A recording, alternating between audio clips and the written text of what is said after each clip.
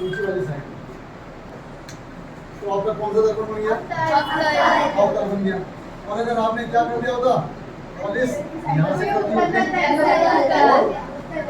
उत्तल दर्पण बन गया था। क्लियर हो गया?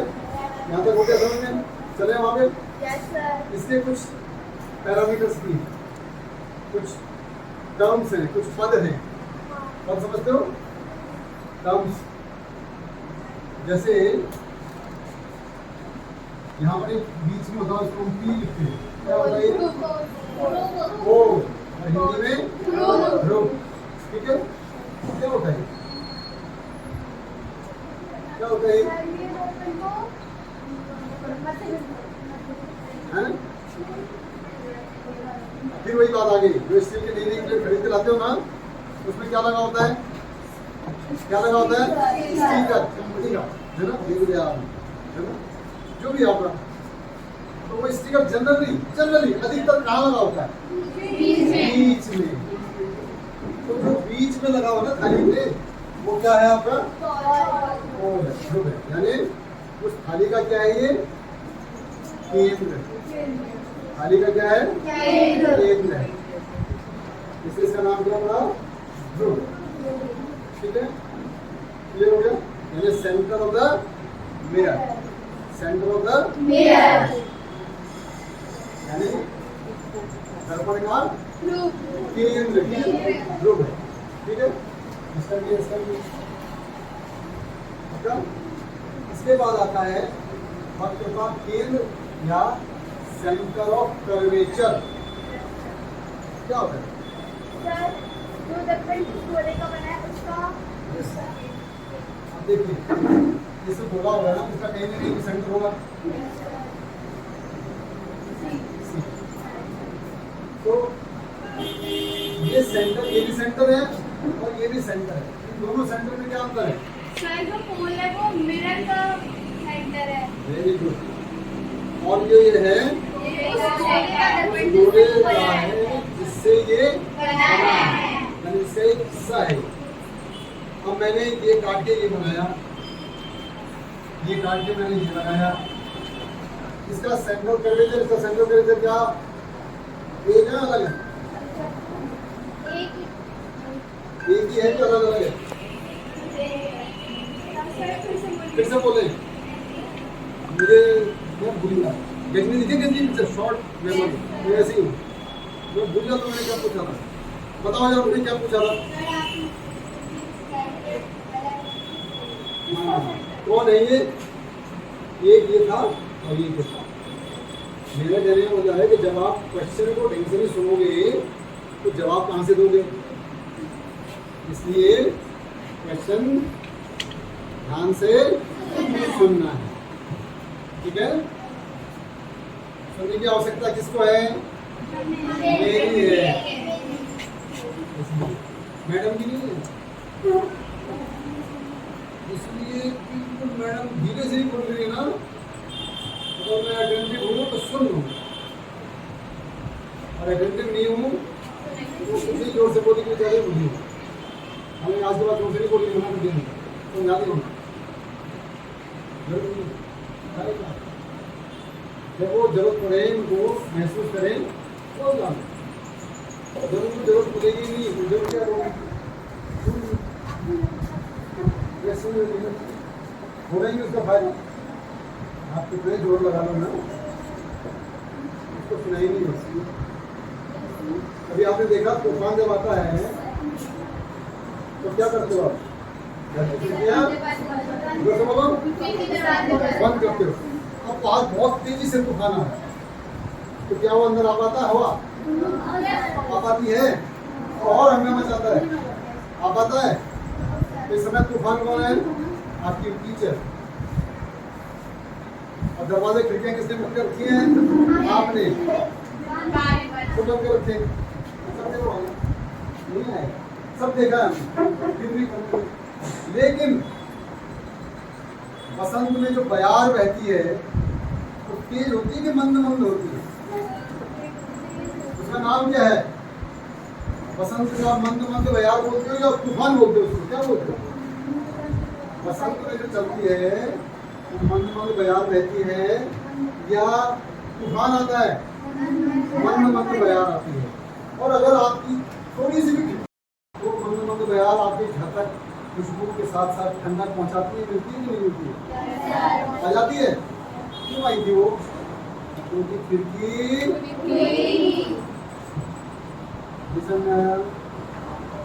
तो मैडम कितनी धीरे से बोले, अगर आपने क्या करना हो अपना तो मंद मंद बयार भी पहुंचेगी।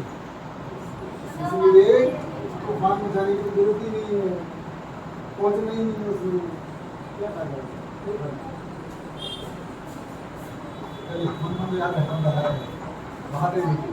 ओके, तो ये देखिए, ये वाला ये था और ये वाला ये था। इन दोनों के वक्रता केंद्र यानी सेंटर ऑफ कर्वेचर अलग अलग है कि एक ही है? इसका केंद्र कहाँ था? इसका केंद्र कहाँ है?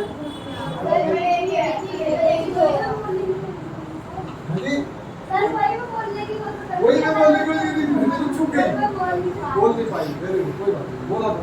इसके बेटा जो है ना समय को जरूर बोलिए, ठीक है? फिर पछताए क्या होगा, है ना? ठीक है ना? ठीक है, ठीक है, चुप गया तो उठाने क्या उसको, ठीक है? तो यानी ये क्या है? जिस गोले का एक भाग है उसका केंद्र,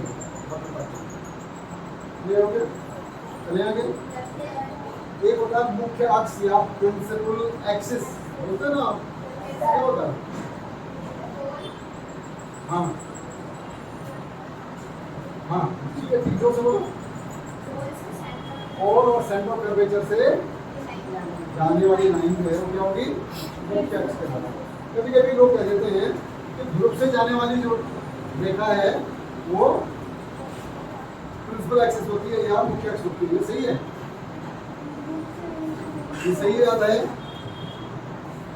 ये जो ध्रुव से जाने वाली जो लाइन है ये मुख्य अक्ष होती है। सही है, पक्का?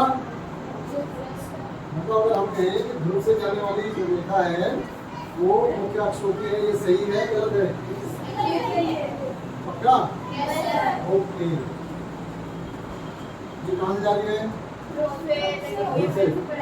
ये कहाँ से जा रही है? ये सब मुख्य अक्ष है ना?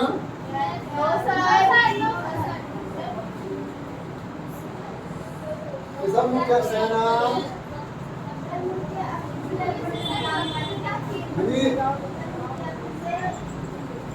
मुख्य अक्ष क्या होती है?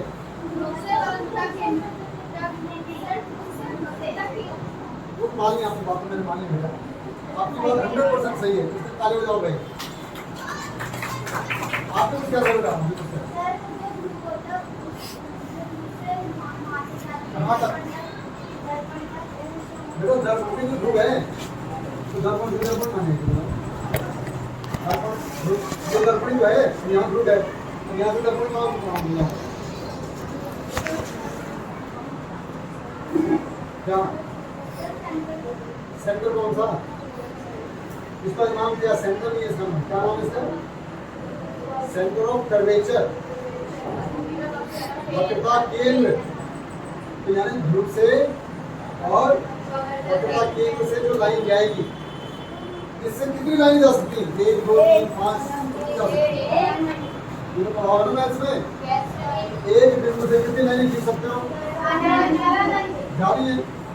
तो इसलिए ये जो डेफिनेशन आप दे रहे थे कि ध्रुव से जाने वाली, वो गलत हो जाएगी। क्योंकि मुख्य अक्ष तो कितनी होती है? एक होती है। और आप यहाँ से जो बोल रहे हो वो गलत है, कहाँ से गया? तो दिमाग लगाओ ना, याद करने की जरूरत नहीं है। और दो पॉइंट से जाने वाली लाइन कितनी हो सकती है? 5। पक्का? पक्का? अगर मैं 3 ले जाऊँ तो देखो देखो सीधी लाइन सर, हमने अभी छोटी बोला सीधी लाइन। तो फिर बनाना लाइन बोल रहा हूँ, इसलिए सरल रेखा, ठीक है, सीधी, तो वो एक ही हो सकती है। पर दिखाई बहुत दिमाग पता ओके साइंस पढ़ रहे हो आपने को काट सकते थे इसमें ऐसा कैसे नहीं हो जाएगा ये कैसे हो सकता है हम बता देते ठीक है ओके ये प्रिंसिपल एक्स की आ गई यानी मुख्य एक्स की आ गई उसके बाद बकरे में तो आगे बेटा बकरे के बारे में चल रहा फोकस यानी पहले वक्रता त्रिज्या यानी रेडियस ऑफ कर्वेचर क्या होगा रेडियस ऑफ कर्वेचर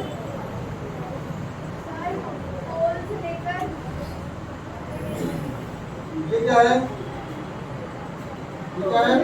बोला इसकी क्या होगी त्रिज्या वो क्या है इसकी वक्रता त्रिज्या है इस वक्र की त्रिज्या है ना वो इसकी भी है इसकी भी है इसकी भी है इसकी भी है आप कितनी बहने हो 3 क्या नाम है आपका फातिमा किसी का नाम क्या है खुशबू किसी का नाम है खुशबू लिख दो तो खुशबू की नानी वही फातिमा की नानी वही आप समझे नहीं इसकी नानी भी वही उसकी नानी भी वही उसकी नानी भी वही ये समझा क्योंकि इसी से है ना ये तो इसकी वक्रता त्रिज्या यही इसकी वक्रता त्रिज्या भी इसकी नानी भी वही है ना तुम्हारी समझ में आ रहा है गुजरता आ रहा है समझा पा रहा हूँ मैं नहीं ये नानी नानी यार मेरे पास ढेर जाएगा है ओके राइट क्लियरली नो अब इसके बाद वक्रता त्रिज्या हो गया इसके बाद आता है फोकस फोकस किसे बोलते हैं लेफ्ट से तो रिमोट फोकस होता है फोकस क्या होता है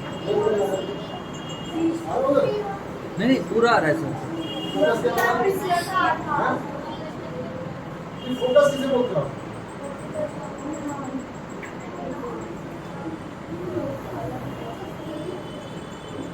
फोकस फोकस फोकस बिंदु जो है वो क्या है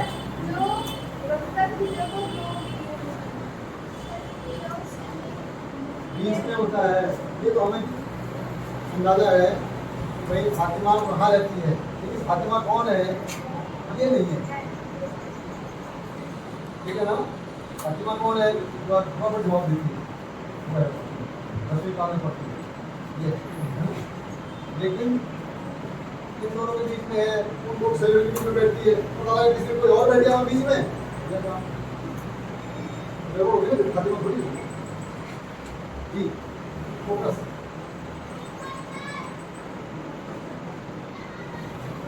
सभी जो हम बेस की बात कर रहे थे ना तो टेक्स्ट के समांतर अगर गाड़ी कहाँ जाती है ठीक है फोकस नहीं बोलना क्या बोलना है जो टेक्स्ट के समांतर रह जाती है दर्पण से क्या होता है दर्पण से क्या होता है परावर्तन के पश्चात जिस बिंदु से गमन करेगी या प्रतीक हो उसको क्या बोलते हैं खत्म हो गई सब कुछ होगा था ठीक है फोकस दूरी जल्दी से बोलो ग्रुप से और फोकस के बीच की ठीक है एक और आता है अपर्चर अपर्चर की सुना है चलो सुनिए अब यहाँ पर देखिए परावर्तन के नियम पता है क्या होते परावर्तन के नियम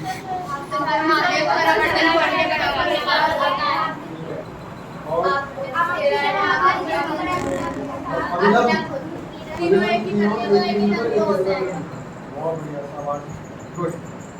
अब मुझे बताओ कि ये जो नियम है समतल दर्पण के साथ क्या ये गोलीय दर्पणों में लागू होते हैं होंगे कि होते हैं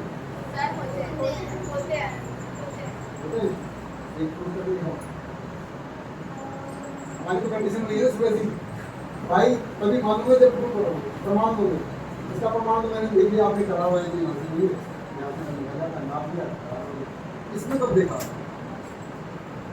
इनमें देखा था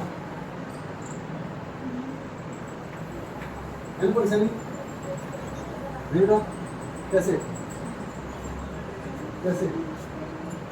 अच्छा ये बताइए, इनसे जो इमेज बनती है, इमेज क्या है? इमेज प्रतिबिंब क्या होता है? इमेज और प्रतिबिंब क्या मतलब है? अगर हम प्रश्न करें कि प्रतिबिंब को परिभाषित कीजिए, क्या लिखोगे?